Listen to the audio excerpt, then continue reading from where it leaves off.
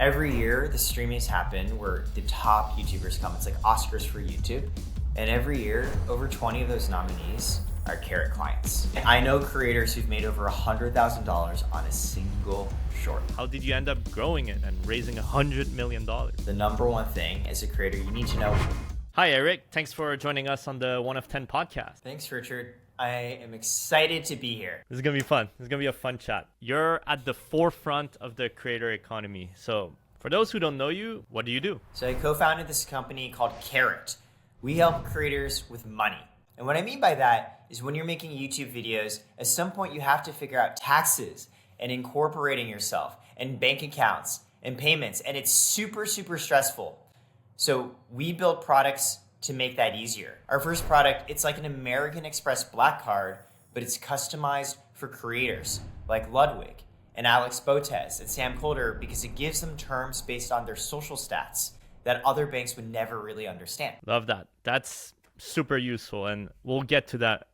But first, I want to know, because you work a lot with the financials and the creators all mixed together. So what advice would you give to a small YouTuber who's just starting to make money? I think very high level, you always need to focus, actually a lot, Richard, what your product helps with, content market fit.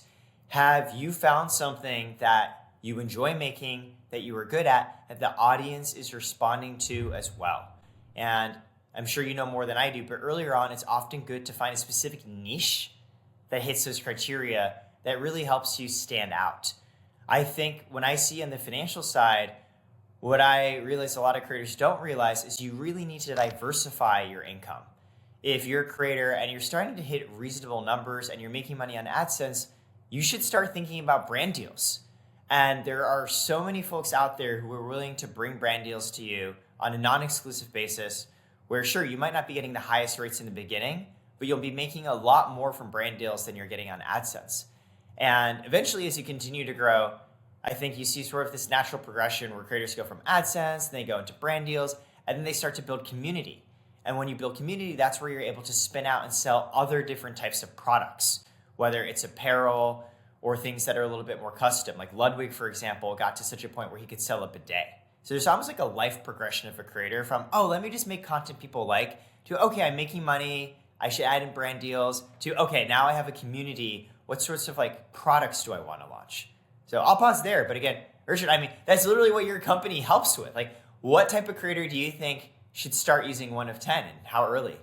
For us, it's pretty much everybody. We have users who just started YouTube, who want to get their first at 1,000 subscribers. We've got those with tens of millions of subscribers. So we've got it all, because in the end, it helps, to find ideas, title, thumbnails faster, which then helps them grow faster, basically. Yeah, I think it's like your tool is so good because, hey, so much of a good YouTube video is the packaging, like the title and the thumbnail. And it's not just because that's what people see first. It's also because when you're making the video, if you don't have a good sense what your title and thumbnail is, like, what are you doing?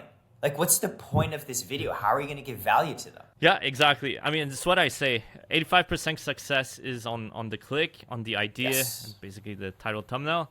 And the rest, as long as you have good storytelling, good editing, good audio, then you're good. But you got to give a reason for a person to click and watch the video until the end. You're seeing all expenses, all revenues of a lot of creators. What are the most innovative ways you've seen creators monetize their content beyond just ad and sponsorships? So I think one new trend I'm seeing is a lot of creators beginning to offer consulting services too, where their content also becomes advertising for their broader work, where they're like, okay, one example of a creator who does this is Caleb Hammer. It's like, hey, he is a creator who does financial audits where he brings on guests and he walks through their number and finances. But it also is an upsell where like maybe you want to book a call with Caleb's team and learn how to get your finances in order. Like there's such strong fit between the content he makes where he advises people on how to improve their finances and like the paid service he offers on a consulting basis. I'll add another example of that is creators who have grown their business to such a point where it was maybe initially, okay, the content is the main focus. It's making money. Here's a little business I spent on the side. Let me send people there. Now it's like, oh, the business is the main focus and like content's just lead gen. And like a great example of a creator like this is Nadia Okamoto, who runs a company called August that produces tampons. Nadia is also an influencer who makes content about tampons. So is she a creator who's leading people to her business, or is she an entrepreneur who makes content as advertising? The lines begin to gray. And I think in both examples, whether it's to your own service or it's to your own product, you're really seeing creators become entrepreneurs and become aware of the advertising potential of their content. That's like a trend we're seeing. Look, I don't think every creator wants to go this route. I know a lot of creators who never would want to, because for them, it's more of the artistic thing they enjoy. But it's exciting to see a new possibility open up in terms of what, hey, is possible for you now on YouTube. I mean, I'm a big proponent of creator-led businesses, and we'll talk more about that later. But yeah, traction first is key. Once you have the audience, then as long as you have, like you said earlier, product market fit, then it's a win-win for everybody. Yeah, I'll add on, Colin and Samir actually made a video about this with Mark Rober. And Mark, in that video with Colin and Samir, shares that initially content's what made money. And his company Crunch Labs, which sells educational kits for kids, wasn't making money. Nowadays, though, he shared, and Crunch Labs has millions and millions in revenue, most of the profit comes from Crunch Labs. And the videos don't even need to make money anymore. This is like this very natural flip of what even is the point of the video. And we're talking about videos making tens of millions of views, which is crazy to think about. How it's grown so much. And on the flip side, what's the biggest mistake you've seen creators making when it comes to making money or managing their finances? Oh, I have such an easy one, Richard. Not paying your taxes. Oh my fucking, I don't know if I can say, oh my fucking God. Yeah, go for it. There are so many creators who haven't paid their taxes. And it's because, look, they never learned. Like in school, they teach us world history and how to do calculus. They don't teach you how taxes work, especially when you're running your own business. When you're a creator, you're not necessarily working for another company. Guess what? You're supposed to pay the government taxes 4 times a year on a quarterly basis. When you worked for a company, they automatically held onto a portion of your paycheck for you. But you're not working for a company. You're supposed to look at your brand deals, figure out what your tax bill is, divide it by 4, and pay that every 3 months. How many YouTubers have the time to know this and figure it out? And so many creators don't do it. And unfortunately, in the United States, the IRS will eventually freeze your bank account. They'll garnish your wages, meaning they'll even take money out of your bank account to pay your tax bill. And that is so hard to fix. So if you're a creator, at some point, you need to figure out how to pay your taxes because you can't escape it. And when the government catches up, it's gonna fucking suck. I mean, even Shakira was sued by the country of Spain for not paying her taxes. And you've seen that often with creators you work with, or? Let me put it this way.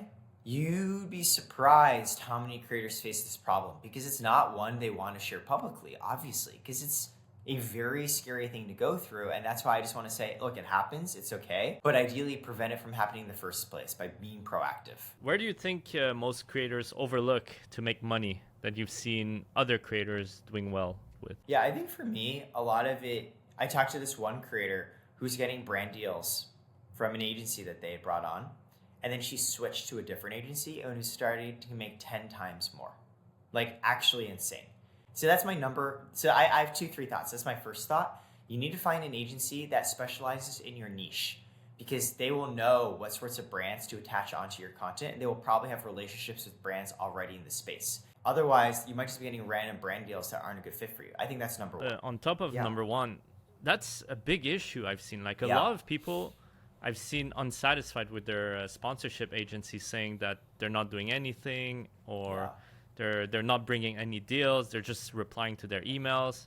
What would you recommend to find the right fit? I say 2 things. One, continue to focus on like developing your content because the stronger it gets, the more people will come to you. And second, I would really say when you speak with an agent or an agency that wants to work with you, as for what are the other creators like me that you have worked with? And hey, what are the types of integrations and brands that you think are a good fit for me based off my content? Because guess what? If they can't answer that now when they're trying to sell you, they're sure as hell not going to know when you're a client amongst like the 50 other ones that they have. And then that's what ends up happening. They bring you on and they're not bringing you any deals. And also potentially bring them on initially non-exclusively just to see if they're good. So that's my first thought. I have a second thought, by the way. I think it's very overlooked. So there's this meme, there's this consideration in the creator space right now. Short form makes shit. That the monetization on short form is pennies. You see creators all the time say, look, Richard, I got 50 million views on my shorts and I made 57 cents from this. Fuck shorts. Okay, now, I don't think they're wrong per se in that shorts aren't always good at building community. If you're just doing shorts and they're not tied to your long form in a congruent way, they're not going to convert. What I want to say though is I've met so many creators who produce Instagram reels, so short form as well, and Richard, they're making 10, 20, 50, 100K per single reel. And here's why. Because they develop their reels as native commercials. If you're doing a long form video and you are doing an ad read, that ad read is a separate part of the video. It's not like the whole video is branded. Sometimes people do entire videos that are branded, but a lot of times it's like, here's my video, and let me give you today's sponsor. Here's the ad read. It's less organic. With short form, you can turn the entire piece of content into a native integrated ad read that is also compelling. And so there are creators who figured out how to make really fucking good content that's like beautiful. I'm gonna give you an example. One of my very good friends that I do a podcast with, Chloe Shi, go look at her branded videos. They're like artistic commercials in themselves. And if you're able to figure that out, you will be able to monetize off short form in a way that a lot of people just aren't even aware. So I'd say, yeah, both of those are things people often miss. On a brand deal side, find the right agency that matches your content style. And on the brand deal side, there are ways actually even to make money on short form. You just have to think about it differently. Okay, wow, that's great. So 6-figure on one single short for a sponsor. Yes, I know creators who've made over $100,000 on a single short. Okay, well guys, don't sleep on shorts. And with 3 minutes shorts coming, it'll be even better. Oh yeah, totally. I mean, they're not even shorts. Now they're like cargo pants, right? They're like a little bit longer, a little bit heftier. I'm curious also, so working with a lot of creators, right? What's common traits you've seen among successful creators? The number one thing as a creator, you need to know, why are you doing this? And the best creators are the ones who are knowing why they do it, and they make decisions that align and prioritize what they care about. What do I mean by this? There's this interview that Emma Chamberlain gave the New York Times a few months ago. And they go to her and they're like, oh, Emma, like, you're a big creator. And of course, you know, they don't really know many YouTubers, so they bring up Mr. Beast. They're like, oh yeah, like Mr. Beast is a big creator too. Like, you guys must be similar. And Emma's like, no. She's like, in fact, you could consider me the opposite of Mr. Beast. Because for Emma, she sees her content as a canvas on which to express herself artistically. Mr. Beast sees YouTube as a business. And one is not better than the other, Richard. They're just different. And I think it's really important as a creator to know, am I doing this to express myself creatively? Am I doing this to try and break into Hollywood? Am I doing this as a lifestyle business? Am I doing this to build an empire?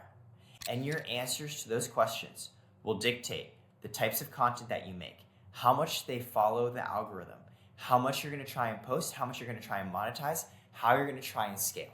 And I think the most successful creators, they know why they're doing this. And then they just adapt the rest of their schedule and workflow accordingly. I'll give you one example. Anthpo, I did a podcast recently with at VidCon.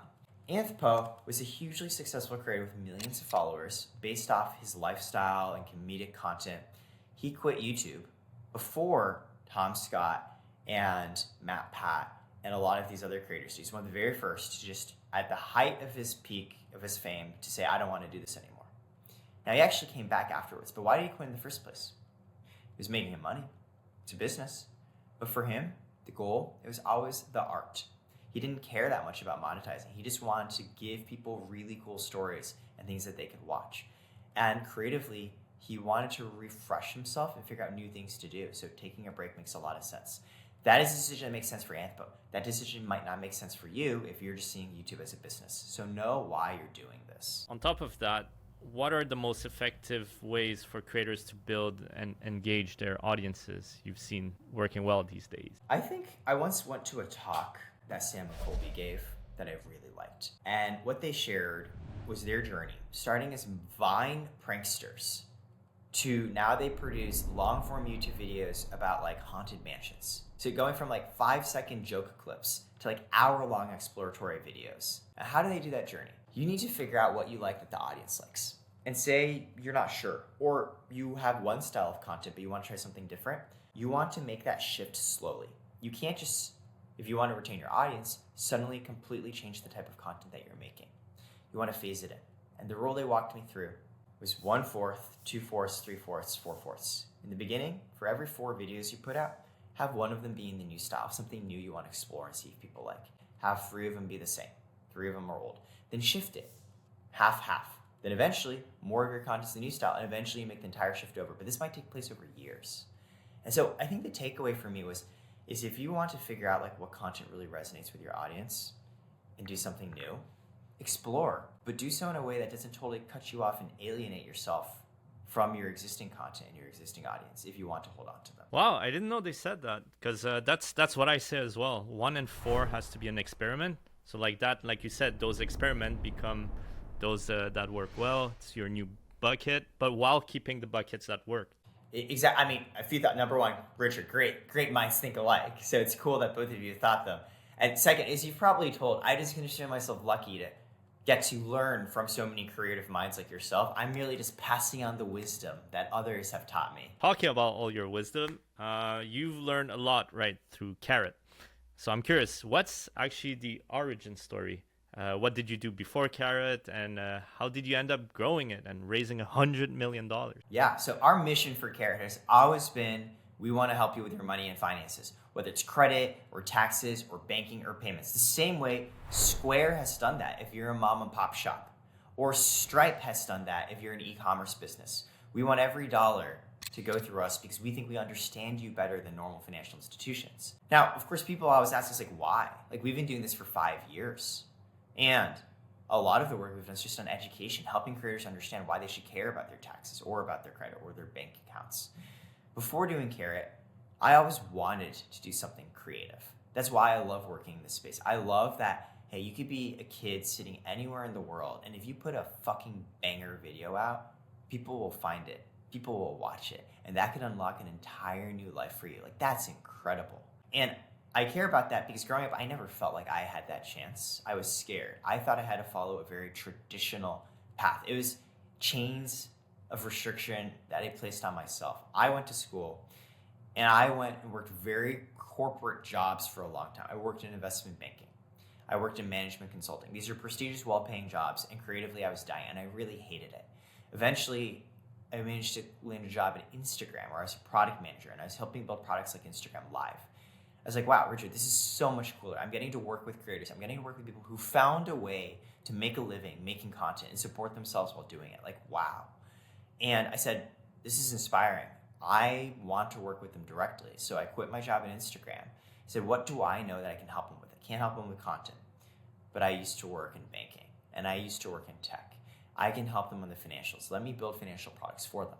And so my co-founder and I raised a little bit of money. My co-founder came from a financial background as well. He was running a VC fund. He previously had worked at financial companies and started his own microfinance company too. And the first project we tried in 2019 just failed.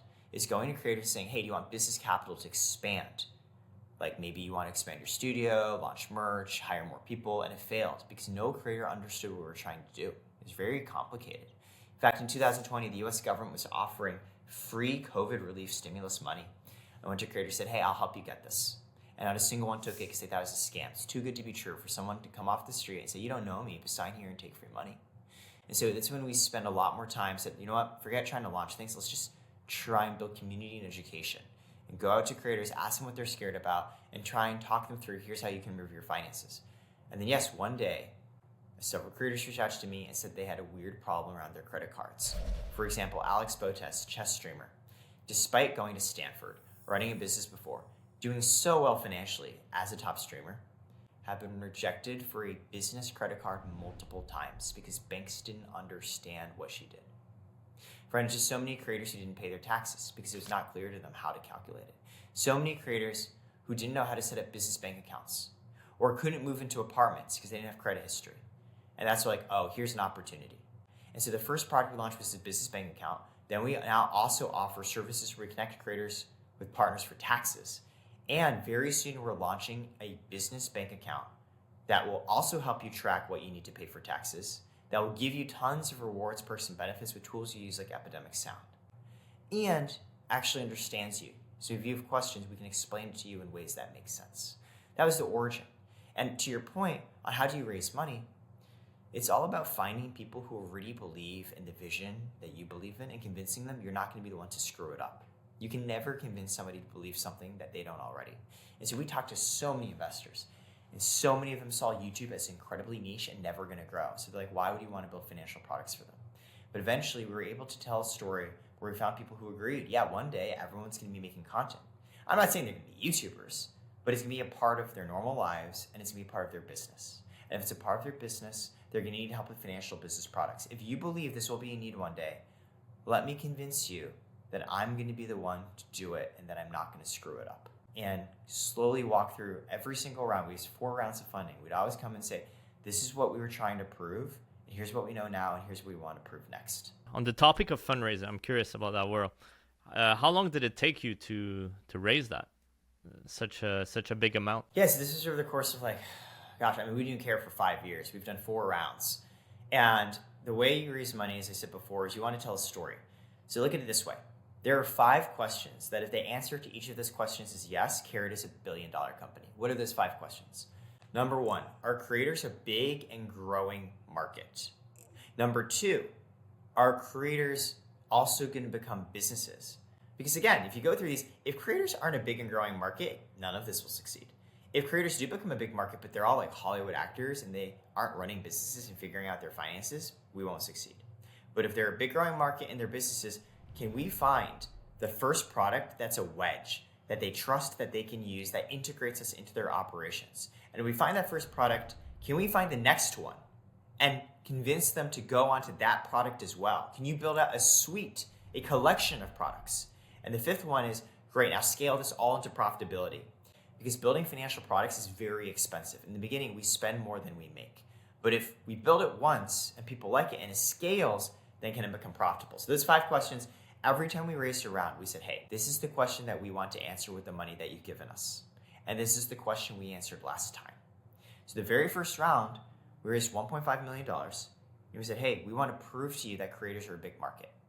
The next round was after Y Combinator, a top startup accelerator. We raised another $3 million. And we said, look, we did XYZ. We proved creators are a big growing market. Now we want to show you that their businesses and business financial products can work. Then we raised a Series A of $11 million. And we said, hey, we've proven creators are a big market and that they are businesses. And we think we found the right wedge, the business credit card through which to enter, to build our brand name, to build our underwriting model. Give us the money so we can prove that out. Then we raised a $40 million Series B. And we said, yeah, creators are a big market, they're businesses. We found the right wedge. The credit card has grown so much. Now give us money so we can prove to you that the next product will work too. Taxes, business bank accounts. And then we just continue onwards and onwards. That's how we always think about fundraising. It's about finding people who believe in what you're doing and walking them through the story of why do you need this money and what have you done before? Wow, that's crazy amounts, right? Like when you get that amount, who do you hire first? What do you do with that cash? I think there's 2 points I'll make. The first is it's daunting, it's scary, and it's exciting. And as a venture-backed business, we know this is not our money. We are not bootstrapped. Our responsibility is to use this money to build products for creators that also are good business-wise and bring a return back to our investors. And because of that, to your point, in my second element is you have to think about, okay, what am I missing right now and who do I need to hire? For us, the first hire is engineers. Because we're venture-backed, we're building software. Software, the whole point is you only have to build it once if it's good. And yeah, fix it and update it. And then once you've built it, people will continue to come use it. But you have to make sure the software is really good in the first place, that it solves a real problem. That's very different from a services business. A services business, you can go and start tomorrow. You just go around and say, hey, I can help you do this. Are you interested? And they'll probably say yes. Then it's just about how do you price it? How well can you execute it? But then it doesn't scale. If you want to bring on more clients, you have to go on and keep providing more manual services, right? Whereas for software, it scales, but the beginning is hard. That's why you have to raise money. Raising money only makes sense if the thing you're trying to do has the potential to scale infinitely and requires money up front, right? A great example is Facebook. In the beginning, Facebook wasn't monetizing. Now, someone could have come in and said, you need to monetize. But guess what? If Facebook monetized too early with ads, it would have lost users. It made much more sense for Facebook to focus on acquiring any users at all costs, using venture money, being not profitable. And eventually, when they have a monopoly, then they can actually go and say, hey, Now we're going to monetize. Okay, so you hire your developers and you go hard at it. And then what else around it do you hire to grow the company? Yeah, so at the end of the day, when you're building a business, only two things matter. Can you build it? Can you sell it? So first, you gotta be able to build it. That's why you hire engineers. The second is how do you sell it? And that's where we bring in people focused on community and growth. So for example, what's an instance of that? We're growing a Discord. We're in our Discord every week. You can join a weekly live call with a top creator sharing with you how they did it, like Humphrey Ye, or Soup Timmy, or Isaiah Photo. And Discord's important for us because it builds our presence in the community, and many of these people might later be interested in Karat products. So we have an employee, a team member, whose job is to focus on developing the best content for that Discord and letting creators know about it and grow it. So again, you're either building or you're selling. So he's doing a bit of both. He's building this Discord community and he's selling it by letting creators know about it. And I think the people you hire always need to fall in those buckets. Yeah, talking about selling, like the Karat branding is really good, right? With all the creators, the Times Square billboards, parties, communities, events, and so on. Like what have led to those decisions that make you guys like stand out so much? I think for me, the realization in the early days when we were trying to help creators with their finances and none of us really understood what we were doing, trust, education, community come first before everything. And so we've spent so much time doing free workshops for creators, walking them through, here's how to do your taxes, here's how you do your finances. And we see our mission is a small part of supporting all the complex work it takes to be a creator. So our branding is we'll help you with the small part, but you're doing the hard thing. And let's also respect you for what you've done because you are a serious entrepreneur in business. That's why so much of the content we do, it's podcasts where we bring on creators we admire and we ask them to share, how did you do this? We're very creator first. We make content. We're out there talking with you. We want to highlight your stories. We want to help provide education on the things you might not know. And if you ever are interested in our products, great, fantastic.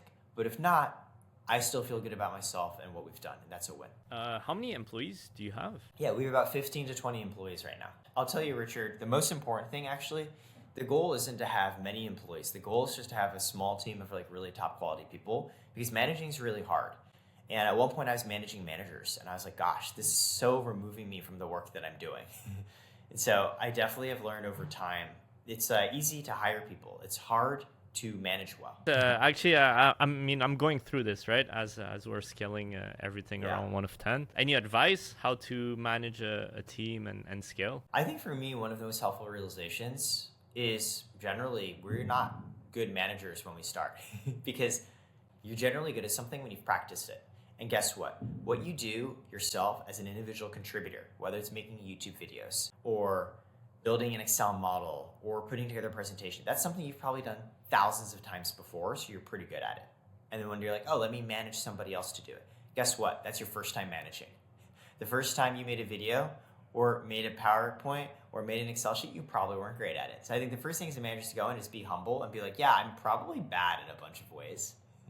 And just like accept that because then you can focus on like, how do I get better, right?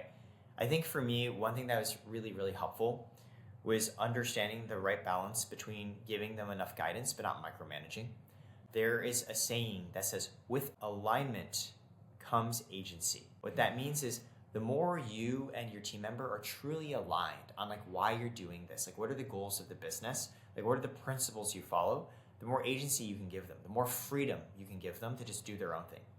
If they're not aligned with you, like they think differently about what's important, you're both going to hate it because you're going to end up micromanaging and they're going to feel like, why are you up in my stuff all the time? So I think for me, the most important thing I've learned is just really trying to get that alignment. Like, why are we doing this? And then you kind of just let them go and see what they come up with. Make them be in a position where they can act on what they're best at. And yeah, I'm curious, how do you deal with stress managing those 15, 20 employees, that amount of money? Honestly, I think it's hard and it's something I'm trying to get better at. I'm very fortunate that I get to see a therapist generally most weeks. It's hard though to find time. Like literally right now, I'm trying to schedule time with my therapist and there's just so much business stuff I haven't been able to.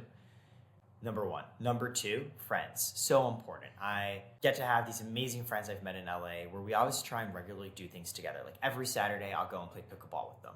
Or just a couple days ago, we got to host a surprise birthday party for one of her friends. Like that just felt so good. I think number 3 actually is exercise. I try and do a lot of things to stay in shape. I try to work out every day. I try, as I said, to play pickleball because I think a strong body helps lead to a strong mind.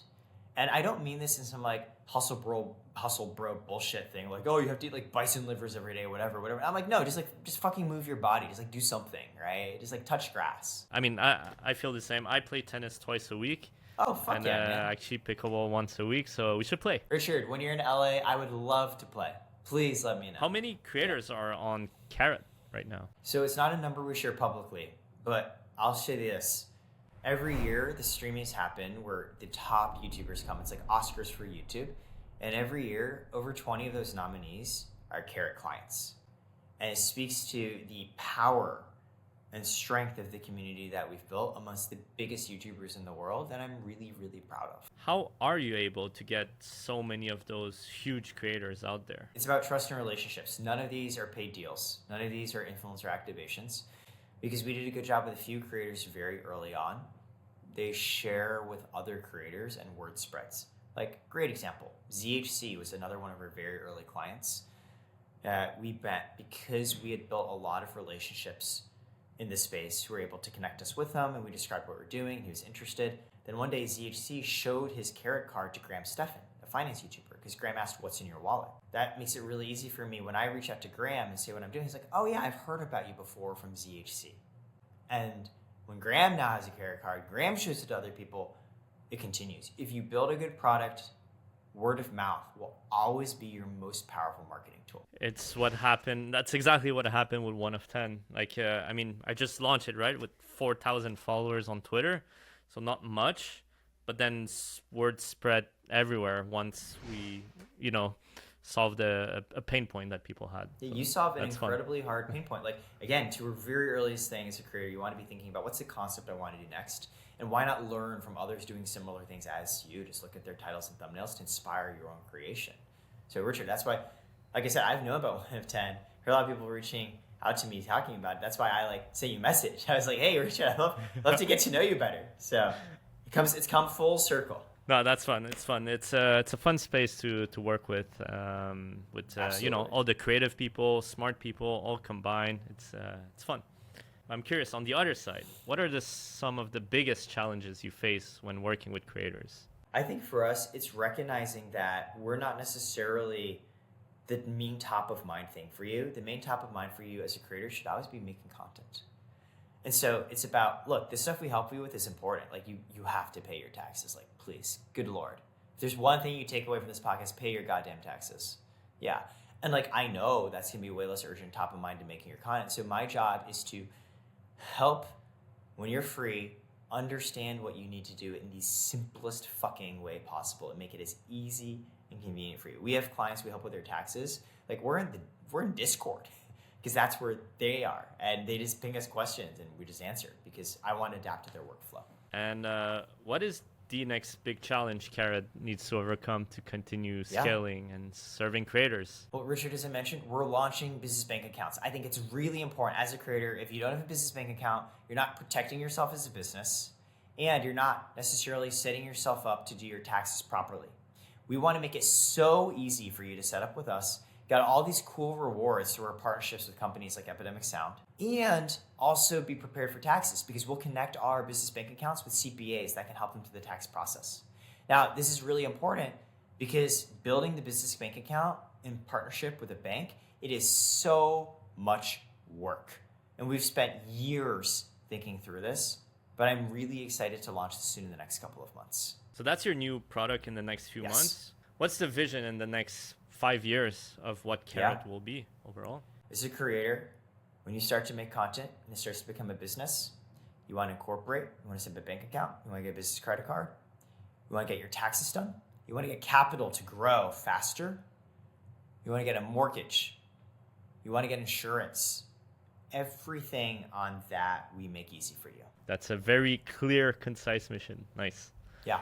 Now, talking about creator economy, like I said, big fan of creator-led businesses, like Feastables, Prime. So if there's a creator with an audience in a specific niche, what would you recommend to do to start a business for that niche? Number one, it's figure out your content, figure out it stands out. And then yes, as I said, from the business POV, I think get brand deals next. And then after you are able to support yourself monetarily, invest in building community, invest in doing things that will bring people closer together, centered around yourself. Maybe it's like Discord, because once you have a community, that's when you can think about building a business, because your community will convert. And what are the biggest trends shaping the creator economy? I think everyone's now realizing, how do I balance artistry versus the algorithm?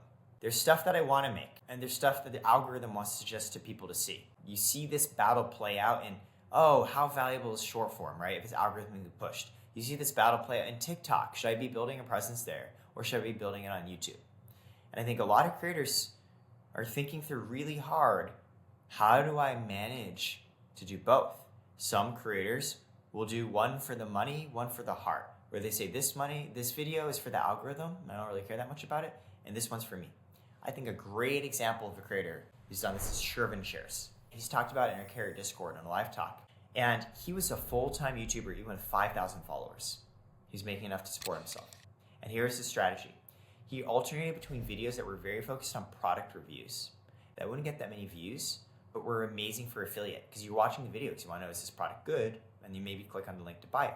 And he would alternate that between videos that are more YouTuber-y, about like, here's a challenge he did, or about his life, that wouldn't monetize as well, but would get a lot more views. And would alternate between the two to grow his channel while also being able to support himself. I look at that, what Shervin did, I'm like, that's brilliant. Do you have other examples? I'm curious. Yeah, I think another really great instance of someone who's explored going back and forth in terms of, hey, like one for the money, one for the bank. Graham Stephan is a good example of somebody who's actually going through that now, because his main channel, he used to put out like 3 videos a week for years because it was something he was passionate about teaching others about real estate, about finance. And over time, he's become really public that he's getting a little burned out on. Now he's shifting focus over to his podcast, which he does with his partner, Jack Selby, because that's where the passion is, right? And here's somebody who's made tons of videos that have done very algorithmically well. And now he's like alternating focus to focus more on his passion projects because, like, again, you have to mix them up. You can't just do one and not the other. And I like the story of that podcast. Like, I think initially it was just a thing to try out with his assistant at the time, Jack, and now it's his main thing, which is crazy to think about. I think in the beginning it really was Jack coming. Jack cold emailed Graham as a busboy.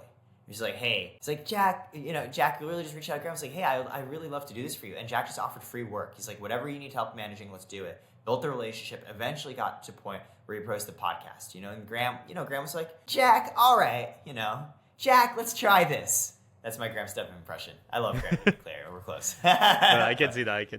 Yeah. And you said about creator burnout, right? I mean, you see the money, you see the finances, so you see maybe a bit more of the stress of creators. How do you see them solving that? Community. The number one thing is finding other creators going through the similar journey. I see this. That's why people go to VidCon. That's why people go to VidSummit. That's why people go to TwitchCon. That's why we started a Discord. It's all about helping creators find peers that they can talk through these experiences where they will feel understood on the challenges they go through. It's making me want to push more on community with one of them. So important.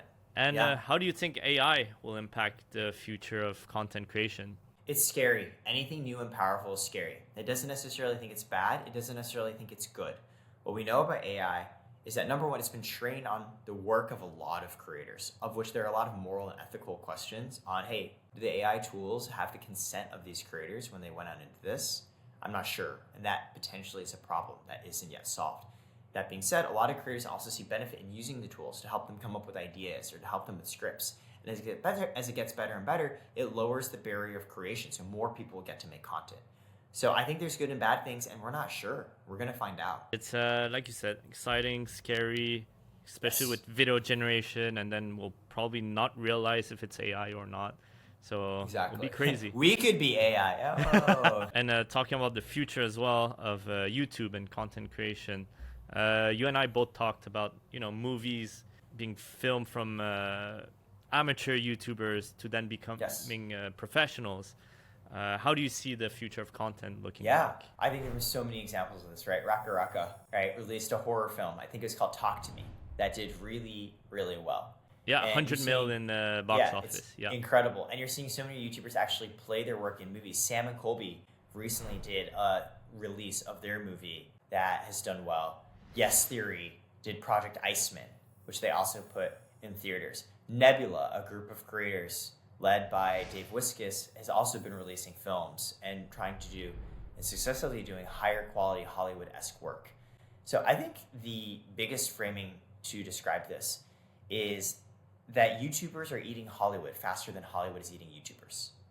And what that means is we're seeing that the next generation of filmmakers will have learned on YouTube, and that more creators are going over from YouTube and eventually become Hollywood filmmakers. Then you're seeing old school Hollywood filmmakers learn how to adapt their work to YouTube. And I think that's really exciting. I think we're going to see the next generation of Steven Spielbergs just start off posting clips on YouTube. Like you said, Raka Raka, for 10 years they did VFX fighting, crazy content. And then, but then they honed those experiences in step by step, year by year. And then after 10 years, doing I think it was a $4.5 million budget, and then going to make $100 million in box office. And that's only the beginning. We've seen other so many. There's a student at Harvard who actually produced a short film that went so viral, it's now been picked up by a major Hollywood agency and has directors from top movies like Black Swan asking to work together with him. Yeah, and I'm starting to see more and more those YouTube channels just pop up. I think there's one called Word is Bonds or something like that, where it's nice storytelling, nice filmmaking, beautiful cinematography. Short videos, 2 minutes, some 10 minutes, but they go viral. They'll go to 100K views on the first video. And that shows that people are interested in that content, since YouTube pushes that. And more TV as well, more TV viewership is on the rise. So those type of content is more enjoyable, let's say. And yeah, it's the beginning. Pretty excited for that. And my last two questions for you is, if you could invest in one small creator today, who would it be? I really like Tejas Halur. I think that he produces really the intersection of two things. He's funny and he knows how to do a story, number one. But number two, he's smart and knows how to dig into things and bring you a unique perspective how things works. So last time I checked, he's like at 99.6 thousand followers. He's almost at 100,000. So if you're watching this, go subscribe to him. He just put out a series on attractiveness through this very thoughtful lens and what does it mean to be attractive? Why do people care so much? What do they care about? What they can do to make themselves more attractive? He's also done videos on the Hollywood strikes or on taxes. He just takes topics and he explores them in a really interesting, funny way. And I'm a big fan of him. No, I can see it. I've been seeing it for years now, growing on TikTok and YouTube. So yeah. Starting from short form, going to long form. You're running a pretty big company. So I'm curious, what's your dream? I want this to work. I want Karat to succeed, to build financial products that creators use, and they're fuck, this made my life a lot easier. And continue to build relationships in the space with folks like yourself, because I admire what you're doing. I admire what these creators are doing. As you can probably tell just from this call, I've learned so much from them. I think through their wisdom a lot. And I just want to be able to just keep doing this. For me, that's the dream. That's the win. Well, love the mission, love the vision. Eric, thanks for joining us today on the 1 of 10 podcast. Amazing, Richard. Thanks so much for following up and making time. And for those of you watching, if you ever want to learn more about what we're doing, check out TryKarat, TryKarat on Instagram, or go to trykarat.com. Guys, thanks, and until next time, peace.